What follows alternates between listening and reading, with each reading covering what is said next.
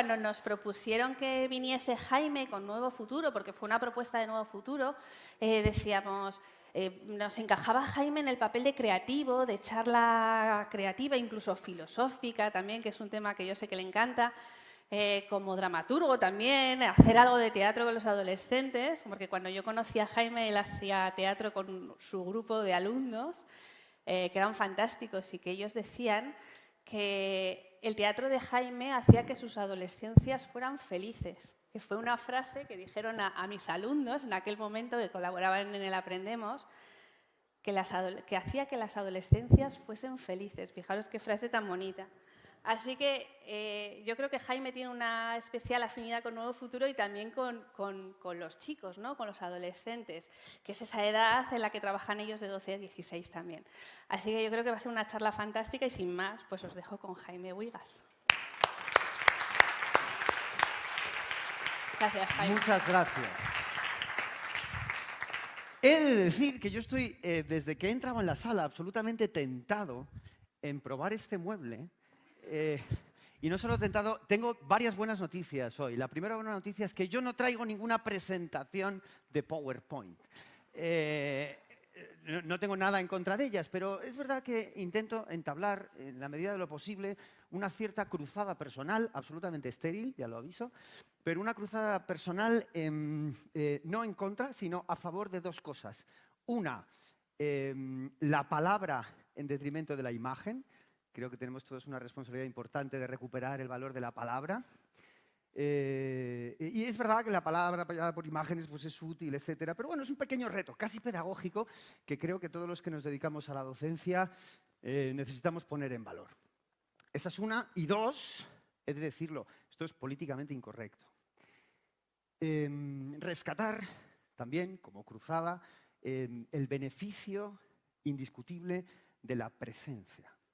De la presencia en el espacio y en el tiempo. Quiero decir, muchas gracias a los que habéis venido y a los que estáis aquí. Muchas gracias a los que están allí. Por pura necesidad se ha establecido esta cosa de la telecomunicación, que es maravillosa y es estupenda y ha servido nos ha sacado de muchos apuros. Ahora bien, es insustituible la presencia humana. Somos seres humanos, estamos sujetos, bendito sea Dios, al espacio y al tiempo. La presencia es valiosísima y a los que nos dedicamos a la docencia hemos aprendido sobre todo que no hay nada como tener a los alumnos, a los oyentes, a los asistentes, mirarles a la cara porque lo que ocurre aquí y lo que ocurre en una pantalla no está ocurriendo. Es una pequeña entelequia, con perdón a los del más allá. Dicho esto, voy a emprender y voy a empezar por justificar un poquito. Esto, llamarlo ponencia, entenderéis que se me hace excesivo, ¿no? Y antes que hablar de ponencias, lógicamente hay que dar muchísimo las gracias. Dice el Evangelio, que es un libro muy recomendable para creyentes y no creyentes, dice eso de que por sus frutos los conoceréis, ¿no? Me encanta haber escuchado los minutos anteriores porque ya está, esa es la carta de presentación. ¿Quién soy? Esto que hago. De una honestidad rotunda y absoluta. Y por lo tanto, produce un cierto, ya no una sensación de estar muy honrado de participar en esto. Produce casi estupor y vértigo pensar que se tiene algo que decir cuando la persona que te precede no dice cosas, sino que muestra lo que hace y lo que hacéis. Entonces, todo el reconocimiento, el honor es mío de largo por esa labor encomiable y maravillosa hecha con tanto cariño y con un equipo, es decir, tan divertido como el que me ha estado acompañando hoy en la comida. Entonces, muchísimas gracias. Muchísimas gracias al Teiminden, muchísimas gracias a Sonia por la paciencia, por la atención, por el buen gusto.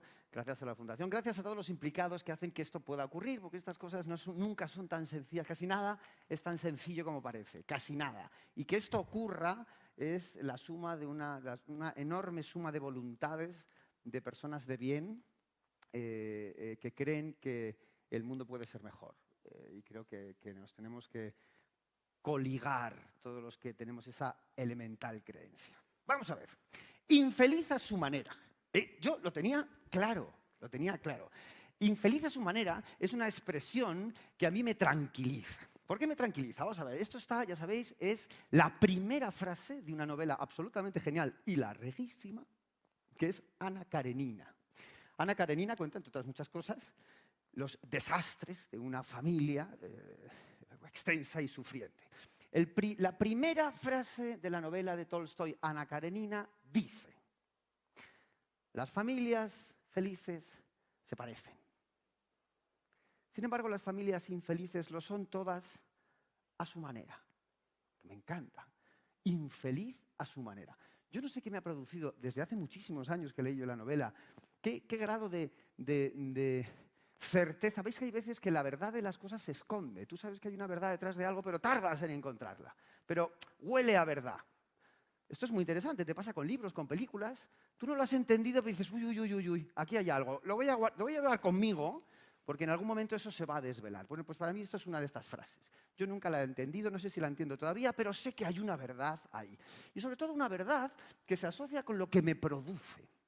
Y lo que me produce esa frase de infeliz a su manera es una tranquilidad de que se puede ser un poco infeliz, de que todos somos un poco infelices, de que las familias son infelices porque son como pueden y no pasa nada.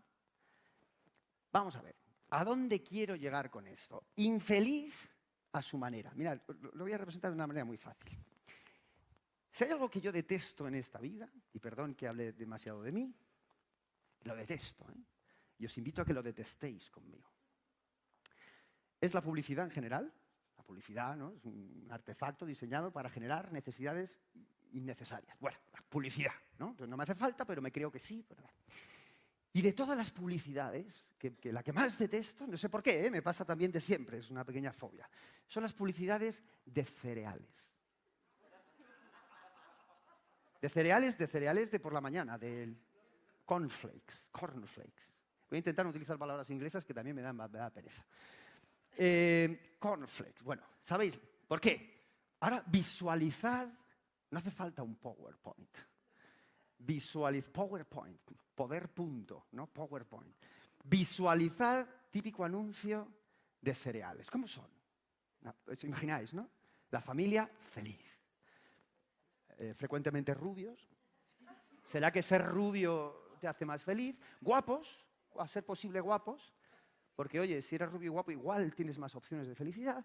Una familia encantadora, de padres modelos, de niños que se despiertan sin ningún problema y que están encantados de ir a desayunar porque la madre les echa en un bol los cereales que sobrepasan y la leche, y entonces comen y hacen mamá. Y entonces el padre es comprensivo y les hace así en la cabeza porque van a empezar un día maravilloso, porque les esperan unos trabajos brillantes, porque encima son listos. Son listos y sensibles y escuchan a sus hijos. Y eso es ese mundo ideal de los anuncios de cereales. Y tienen de la desfachatez de ponernos esos anuncios. Que yo lo veo y digo, pero ¿quiénes son esa familia? ¿Dónde están? Me produce esto. ¿Dónde están? ¿Es que yo no los he visto? Porque con todos los respetos, si veo ese anuncio, yo no tengo televisión, pero si viera ese anuncio desayunando con mi familia y mirara un poco hacia mi familia, diría, tengo un problema. Algo no casa. Casi peor. Perdonad el tono, esto en verdad es muy serio, que tengamos una. Casi peor, o emparentados con los anuncios de cereales, altamente peligrosos, había que prohibirlos todos. Están los anuncios de yogures. No me preguntéis por qué el yogur del yogur. Y de repente la gente, los anuncios de yogures, que también suelen ser familias felices, o gente feliz, o gente guapa y estupenda, comen yogures. Para hacer, tienen unos cuerpos, ¿no? Para comer un yogur. Y tienen unos cuerpos porque, ¿sabes?, son modelos y van maquillados y comen el yogur. Y cuando comen el yogur, de repente sienten como una dicha y una realización. Y dices, y luego tú te comes el yogur y no te pasa eso. No te pasa eso, pero de repente quieren que hay un problema. Y entonces esta sensación de, oye, pero ¿esto cómo va? ¿No?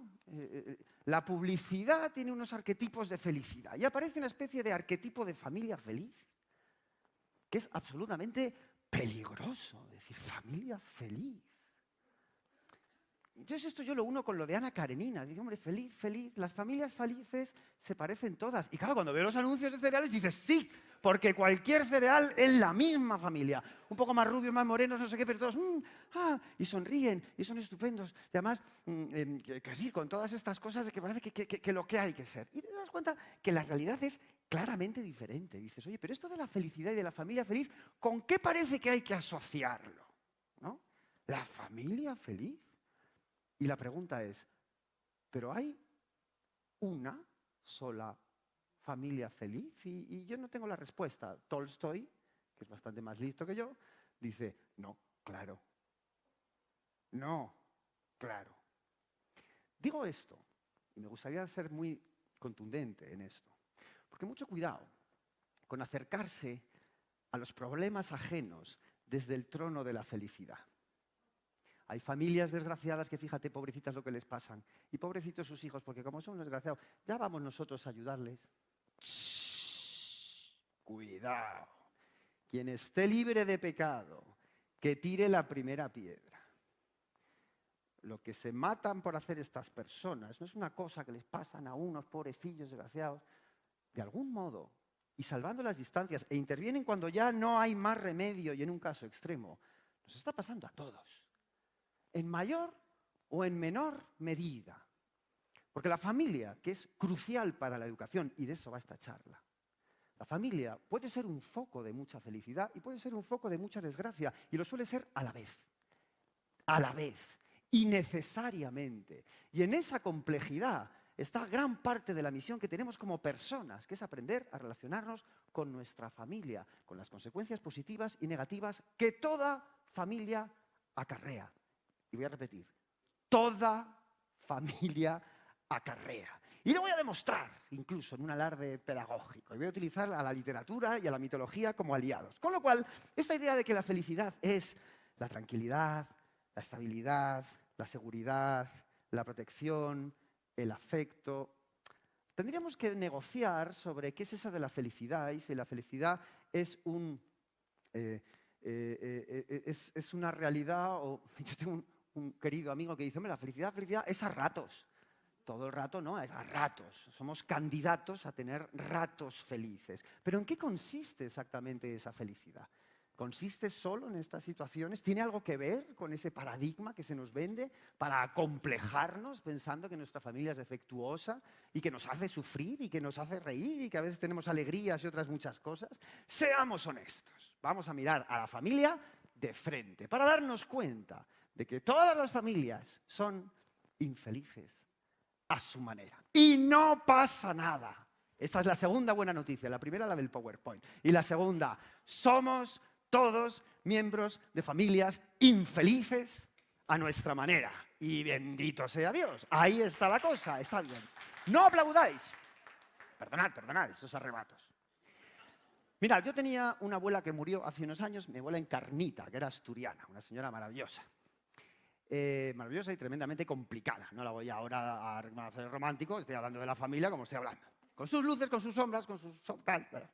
Mi abuela Encarnita me dejó una lección tremendamente aprendida, que es una lección sobre la mediocridad. Parece que hay que ser excelente.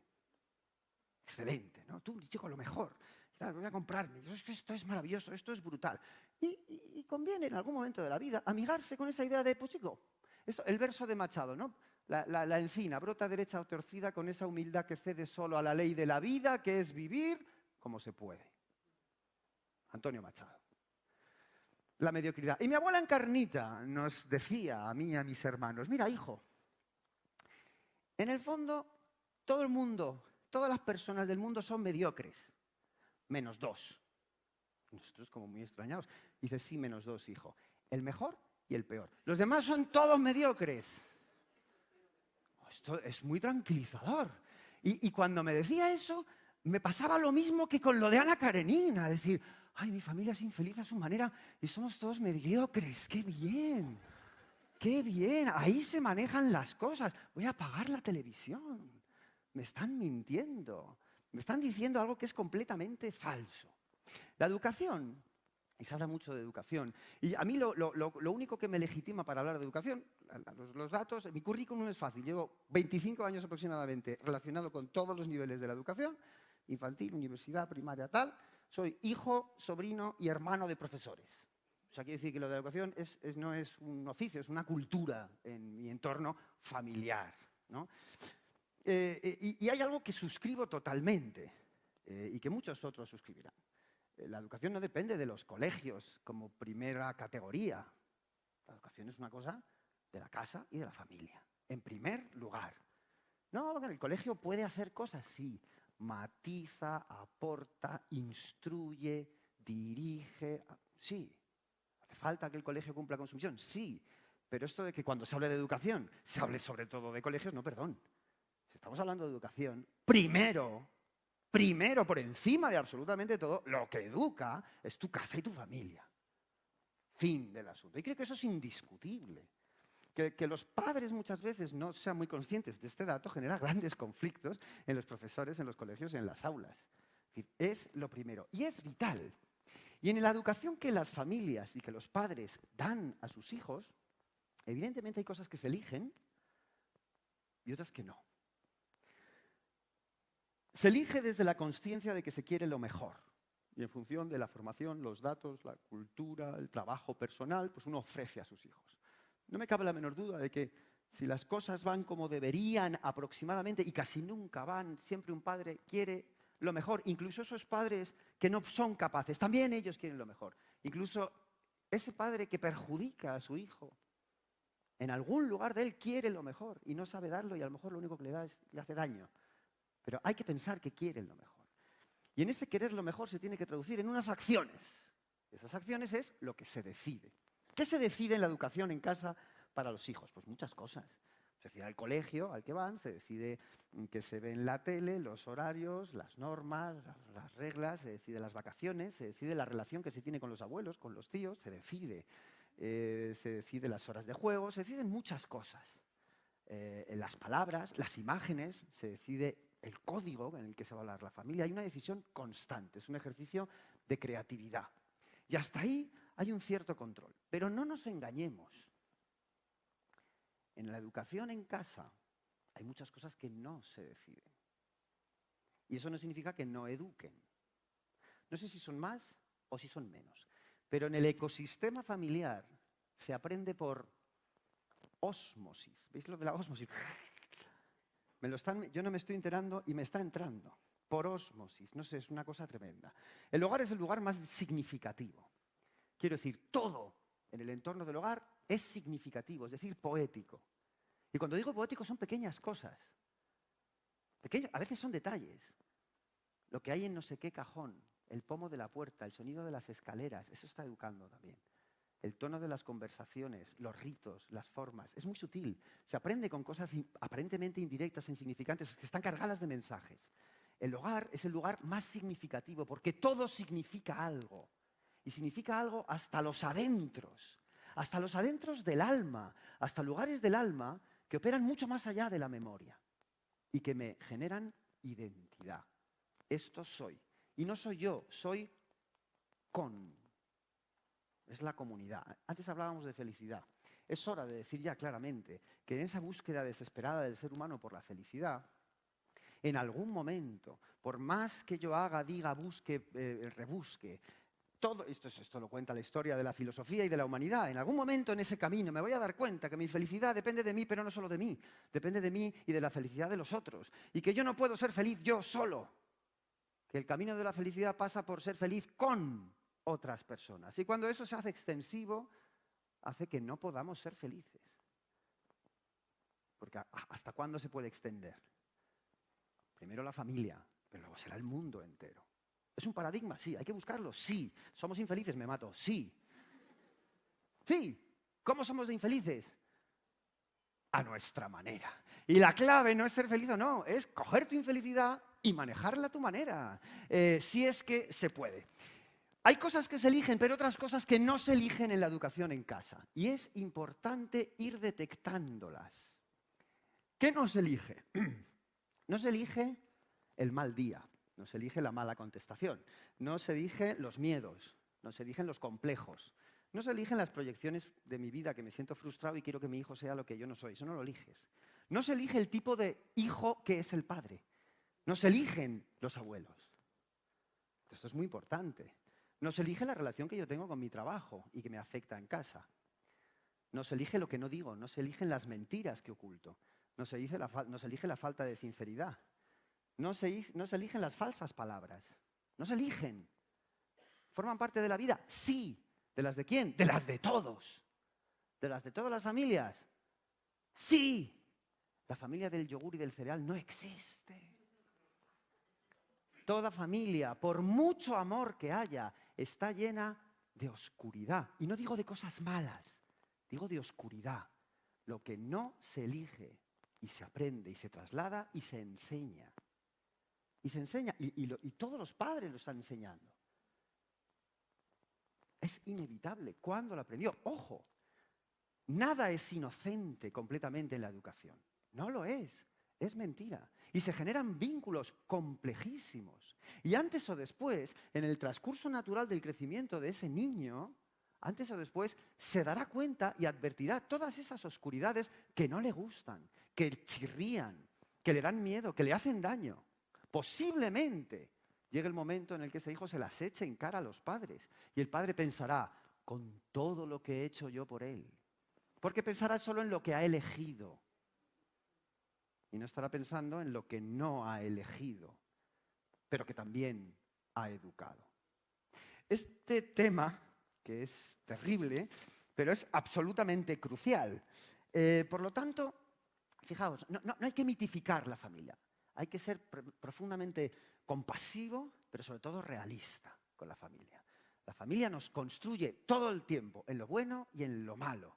Y a veces supone un aliado, pero muchas veces, por buenas intenciones que tenga, supone también un enemigo. Tengo un par de citas que quiero leer en este momento antes de entregarme a la poesía, que es lo único que os quería contar hoy, y os estoy contando otras cosas. Dice, la lidia por la vocación, no hablo de vocación laboral, la lidia de la vocación es más, esto es de George Steiner, la lidia por la vocación es más la lucha por escudriñar nuestra misión vital. Se entabla en los paisajes de la familia. Ella es a un tiempo el privilegio y la condena, el talismán y la trampa, el camino y el adversario, que traza la dirección de nuestros pasos y el sentido de nuestra andanza. De Steiner también dice, la familia es el caldo de cultivo de la identidad. Quienes somos en nuestra familia configura un porcentaje mayoritario de quienes somos en la vida. Ha aparecido aquí antes la expresión de los niños heridos, en los niños con heridas. Insisto, cuando el caso es extremo, ahí están las heroicidades. Pero cuando el caso es mediocre, cuando es una mediocre herida, ¿no cuenta esa herida? Todos, y lo digo abiertamente, cuanto antes sepamos mejor, todos somos niños heridos. Todos somos niños heridos. Todos. Por mucho que nos quieran nuestros padres y por bien que lo hayan intentado hacer, forma parte del kit. El padre hace daño al hijo. No puede evitar. Del mismo modo que no puede evitar amarlo. ¿Qué contradicción? Claro, ¿de cuándo acá el ser humano no es profundamente contradictorio? Amiguémonos con esa contradicción. ¿Y qué es lo peor? No verlo, callarlo, pensar que eres estupendo e ideal. Que no, por favor, con la mediocridad por delante. O sea, venga, va, esto es lo que somos. Vamos a ser infelices a nuestra manera, por favor. A nuestra manera, que es lo que nos da identidad. Está bien, pero claro, huyamos de esos paradigmas. Fijaos, hay es curioso que vuelvo a citar, en este caso el Antiguo Testamento, en el Decálogo, que tiene dos versiones. El Decálogo, los mandamientos, hay uno que está constante y está en todas las civilizaciones, eso de honrarás a tu padre y a tu madre. Fijaos que podía haber mandamientos. No. Honrarás a tu padre y a tu madre. Que en ese momento lo lees y dices, joder, mandamiento, no es amarás o todas las... No, honrarás a tu padre y a tu madre. Pero ¿honrarás qué es? ¿Querrás? No. Honrarás. Y dice Shakespeare, esta es la frase, porque ahora os preguntaréis, ¿Y cómo honro yo a mi padre y a mi madre? Si me quiere pero me ha hecho daño, si me destroza la vida pero a la vez no puedo vivir. Claro, no es inocente. Olvidémonos de ese amor incondicional. ¿Quién piensa que el amor por sus hijos es incondicional? Si alguien lo cree, está jugando a los yogures y a los cereales. No es incondicional. Está totalmente descompensado y es desequilibrado. No puede ser incondicional. ¿Los padres esperan algo de sus hijos? Claro. ¿Es justo? Claro que es justo. ¿Les va a salir bien? No, les va a salir mal. Es una batalla perdida. Eso está perdido. Pero ¿cómo un hijo puede devolver a los padres lo que han hecho por él? Si ha estado en la madre 9 meses, si lo ha parido, si ha dejado de dormir para el resto de su vida, porque lo tenía que cuidar. Todos estaban centrados en ese personajillo, en ese proyecto de humano. Todo se le ha dado, se le perdona todo, se le hace, se le dice. ¿Y eso es gratis? No, que somos mediocres. Y la madre ya se va a encargar de desarrollar sus técnicas de chantaje, ¿no? Para decir, tú me debes, no lo va a decir. Pero tiene tácticas. ¿O no tenéis madres que os manipulan a veces? Yo la adoro, la mía, pero vamos, es unas tácticas increíbles, sutiles, astutas, a veces camufladas de, no, yo quiero lo mejor para ti. ¿Perdona? No, seamos sinceros. ¿Hay un chantaje emocional en las familias? Sí. ¿El amor es incondicional? No, hay condiciones. ¿Se exige, se paga factura? Sí. El hijo no la puede pagar, entonces se enfada, pero a la vez tiene cargo de conciencia. Hay un lío horroroso. Infelices a su manera. ¿No pasa nada? Es lo que hay. ¿Eso educa? También. ¿Por qué? Porque parte del más grande negociado que hemos venido a hacer a esta vida pasa por lo que nos pasa con nuestra familia. Y esto sí es mitológico. Mirad, en el famoso camino del héroe, de toda la mitología, Campbell, etcétera, ¿no? De todo el análisis, ¿no os habéis fijado que en todas las historias de héroes y Hércules y Perseo y Edipo, no sé cuántos, cuando son pequeños los sacan de su familia y los crían unos pastores en el campo? ¿No os habéis fijado? Eso es sospechoso. Ese va a ser el héroe. ¿No os habéis fijado que el hijo que se queda no es héroe? Claro. Mirad el hermano mayor del hijo pródigo, que cae fatal. El pobrecillo es injusto. Los sacan de su familia. Ojo, ¿cuándo empiezan a ser héroes? ¿Porque se podían criar en el campo tranquilamente? No, no. Y esto es un dato también para vuestra labor. ¿Dónde empieza la labor? Cuando tienen 15, 16 y saben quiénes son. Y saben quiénes son. Para saber quiénes somos tenemos que mirar para atrás. Toda identidad se construye con la memoria. Y toda identidad se construye con la mirada atrás. Por eso es necesario mirar atrás. Por eso cualquier terapia del mundo miras para atrás. Porque no sé quién soy, ni sé quién quiero ser. Y para ir para adelante necesito ir primero para atrás. Para desde ahí construirme. Porque entonces hay una narrativa en mi vida. Y tengo que construir la historia de mi vida. Y tengo que mirar para atrás. Y atrás están los padres. Y están los hermanos. Y están lo que fui. Y está el niño herido. Y si no conocía la herida, la voy a conocer. Todos los héroes de la mitología universal tienen su misión cuando saben quiénes son, cuando saben cuál es su familia y cuando saben cuál es la herida de la familia. Porque la herida no solo es individual, la herida es una herida de colectivo.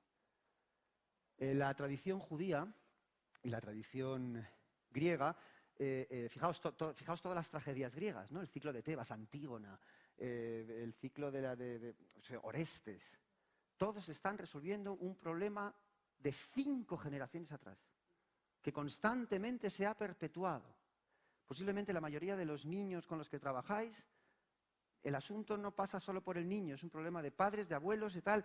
Hay una herida familiar que hay que mirarle a la cara para saber ser infelices a su manera y encontrarla. Y por ahí pasa la identidad. ¿Esto forma parte de la educación? Perdón, sobre todo. Es inexcusable. Es inexcusable. Mirar con honestidad. Dice Shakespeare, con respecto a la frase, honrarás a tu padre y a tu madre. ¿Pero qué es honrar? Fijaos qué bonita definición. William Shakespeare. Honrar a tu padre y a tu madre es vestirlos de dignidad. No es cuidarlos, no es atenderlos, no es visitarlos, no es quererlos, no es tener cariño, no, es vestirlos de dignidad. Dice, la honra nos eleva nos alza, nos empuja a asumir una versión sencillamente mejor de nosotros mismos. Honrar a nuestro padre y a nuestra madre es hacer una versión sencillamente mejor de nuestro padre y de nuestro madre. Vamos en el mismo equipo. Vamos en el mismo equipo. Y ojo, eso de la familia puede tener muchísimas caras. Yo me he hecho aquí un esquemita buenísimo, me veréis anticuado, ¿eh? La libreta, en fin. Esto levanta sospechas, lo entiendo. Este señor es impresentable, ¿eh? Una libreta que parece la Biblia, además, no es una Biblia, es una libreta. ¿Y quién es esa comunidad que nos determina y nos educa? Pues eso es que se llama familia. Vamos a hacer un catálogo de familias. Familia number one, que es la familia genética.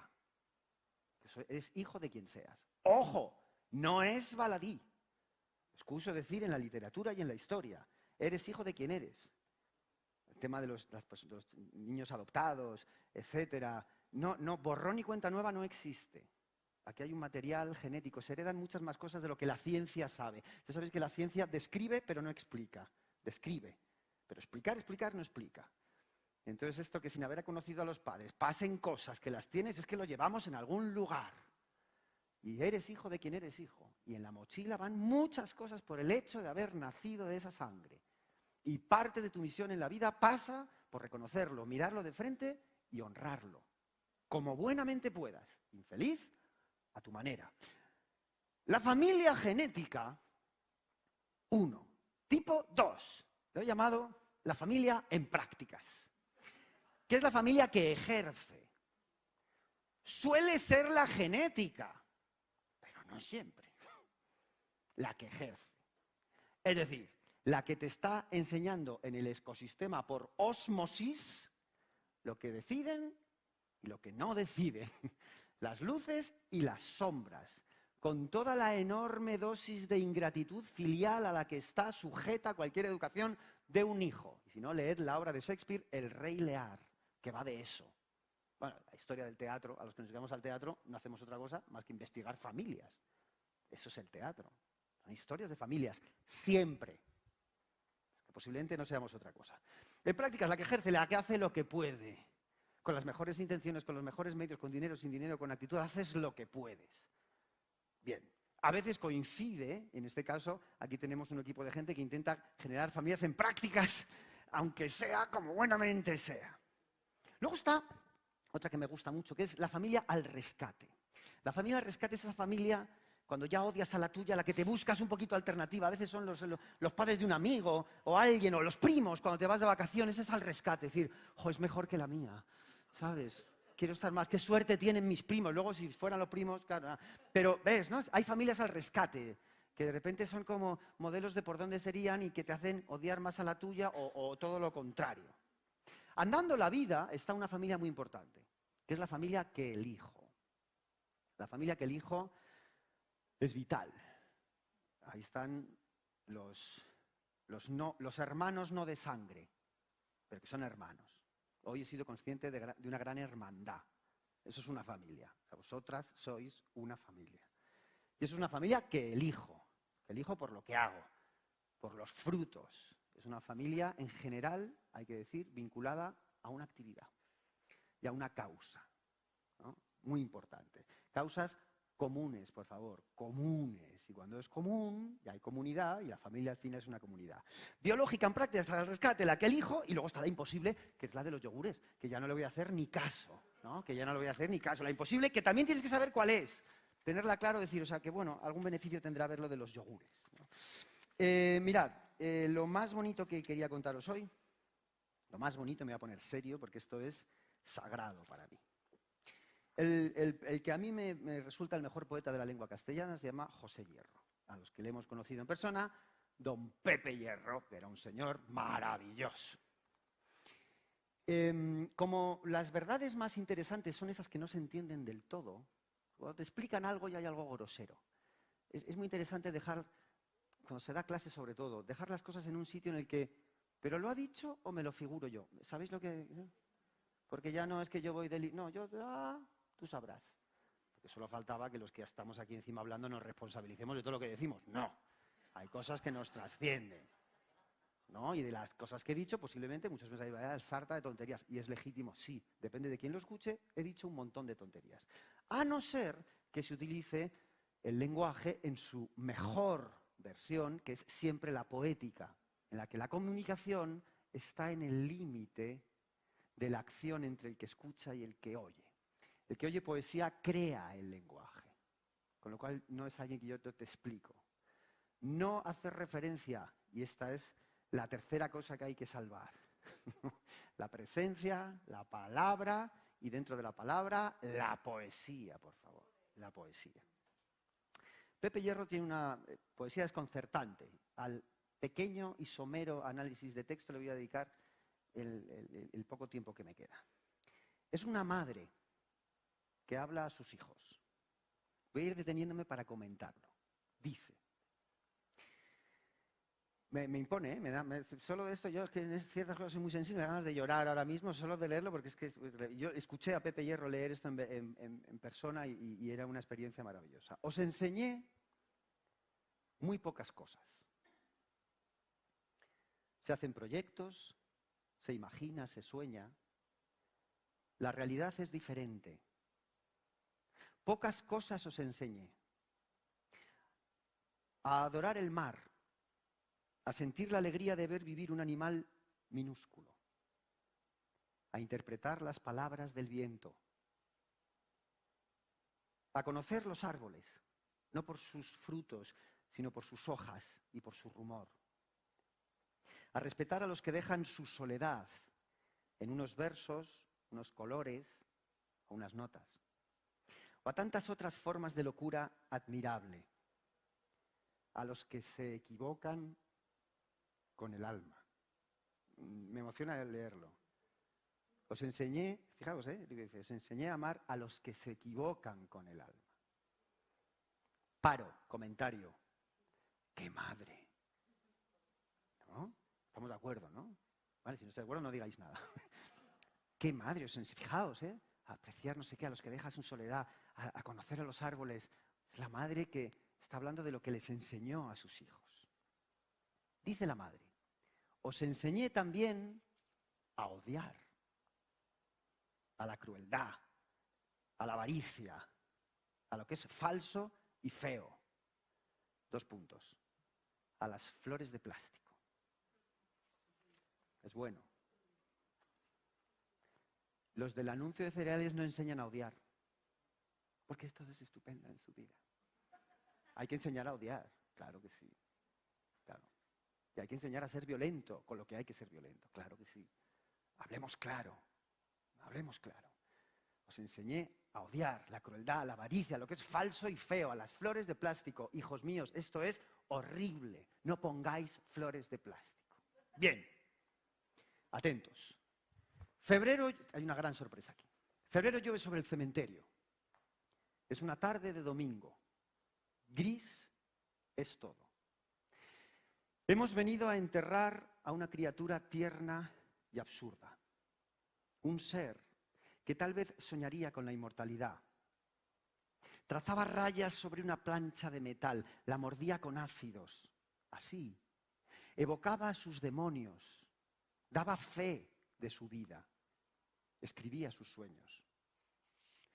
Humildemente dejó pasar sus días. Sin fuego transcurrieron. Un pobre ser que ya descansa. No dejó un hueco irreemplazable en el mundo. Quebró su muerte la perfección universal. Muy pocos lo advirtieron. Recordarán algunos de tarde en tarde y sin dolor que ya no existe. Los menos que la lloran la olvidarán también. Al fin quedó enterrada su carne. Ha vuelto a deshacerse. Correrá con el agua subterránea que la acompaña. Se deshará con gozo inútil en las cosas, sin dar siquiera un poco de carmín, de aroma o de balanceo a alguna flor de estío, una flor verdadera, no de plástico, fea, como aquellas que odiábamos, hijos míos. Paro. Alguien ha muerto. Alguien ha muerto. Fijaos qué bonito es una criatura tierna y absurda, un ser que tal vez soñaría con la inmortalidad. Trazaba rayas, a veces, fijaos en la vida cuando se convierte en trazar rayas sobre una plancha de metal. Es que no se puede decir mejor, hay veces que la vida es eso. Trazaba rayas sobre una plancha de metal, la mordía con ácidos, así evocaba sus demonios, daba fe de su vida, escribía sus sueños. Humildemente dejó pasar sus días. Un pobre ser que ya descansa. ¿Cómo escribe Pepe Hierro? Sigo. ¿Y se va a morir? Los pocos que la quisieron la olvidarán también. Y al final su cuerpo se deshará y no va a dar ni un poquito a una hierbita. Total, que no somos nada. Bueno, esto traducido. ¿Vale? Siguiente bloque. Esto es conmovedor, ¿eh? Es la madre, recordáis, que está hablando. Y ahora dice, aquí me dejan bajo tierra. La muerta es ella. Está recordando muerta lo que enseñó a sus hijos. Aquí me dejan bajo tierra. Es una tarde de febrero. Todo es negro cuando se van. Y mudo. Se ha extinguido esa música gris que antes sonaba. También el tiempo se ha borrado y su sufrimiento de mi cuerpo. Ya el sufrimiento y el tiempo van deshaciendo poco a poco lo que fue, lo que tuvo fe y desánimo, fantasía y amor. Qué pequeño es ahora a esta distancia absoluta el afán diario. Esta frase me haría camisetas. Qué pequeño, o sea, ¿no? A esta distancia infinita, cuando te distancias, pero ¿en qué estaba yo metido? Qué pequeño es ahora esta distancia absoluta el afán diario. Qué pequeño lo grande aquello. Qué pequeñas las iras ante los hombres y sus actos. Y qué pequeños los hombres. Y qué necio aquel errar buscando la verdad. Como si hubiese una verdad tan solo. Como si una verdad fuera bastante para dar vida.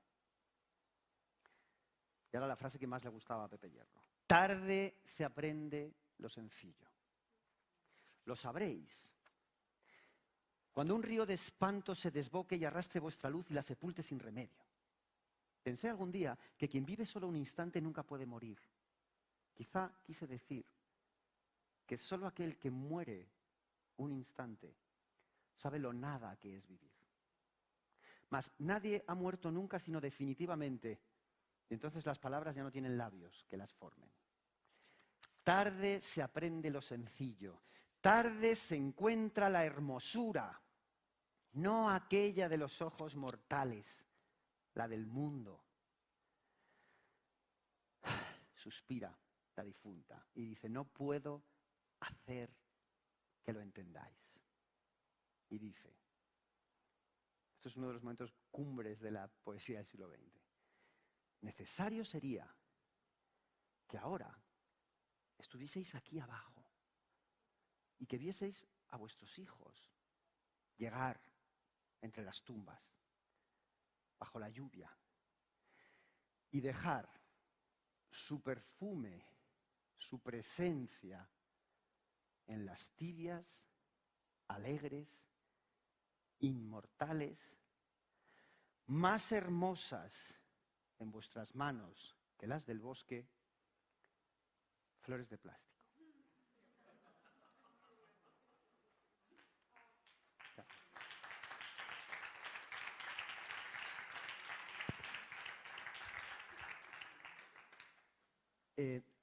Deberes de profesor. Volver a leerla. Es una madre que se ha devanado por educar a sus hijos en lo mejor, en darles todo, en quererles. Hijo, esto está bien, hijo, esto está mal. Y tenía que hacerlo. ¿Lo ha hecho bien o lo ha hecho mal? Y a esa distancia infinita, cuando ya la vida es otra cosa, cuando se ha acabado el sufrimiento, cuando se ha acabado el luchar, cuando se ha acabado la responsabilidad, cuando se ha acabado todo, esa madre tiene que presenciar cómo a los hijos a los que había educado para que odiaran las flores de plástico, le llevan a su tumba flores de plástico. Y resulta que no solo no le importa, sino que está profundamente conmovida. Porque son en las manos de sus hijos mucho más bellas que las del bosque. Hasta aquí, muchas gracias.